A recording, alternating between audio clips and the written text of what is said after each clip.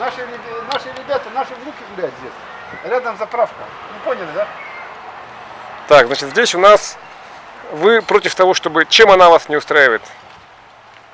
Ну как? Рядом с домом заправка. Как это так? Ага. Вот. Что? Он спрашивает, что у вас не устраивает? Здесь вас, ну, во-первых, расстояние от дома, да? Живой дом рядом. Расстояние от дома, потом, сколько там, по-моему, сколько метров это у вас стоит примерно? Ну, я не знаю, сколько метров девчонки замеряли. Откуда? От дома. От дома до забора 15 метров всего лишь.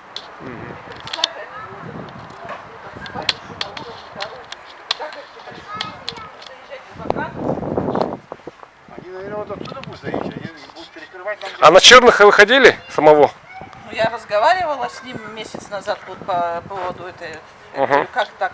Он говорит, ну будет, если отмена будет, значит не будем. А так я буду строиться. Так распоряжение уже отменили. Ну, а вы видите, он строится, день и ночь строится. Почему, по какой причине? Вот? То есть, Поменять на магазин быстрее. Ну слушай, продуктовый. вы думали, что магазин будет, да? Да, мы сначала. Поэтому молчали, да? Сначала мы не знали, Да да? мы не знали ничего Они вообще. нас вообще известности поставили. Да. Это как? Ага.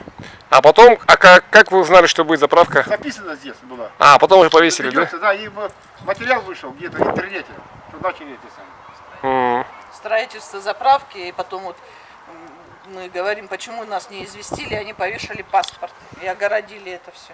Вначале ничего не было в июне.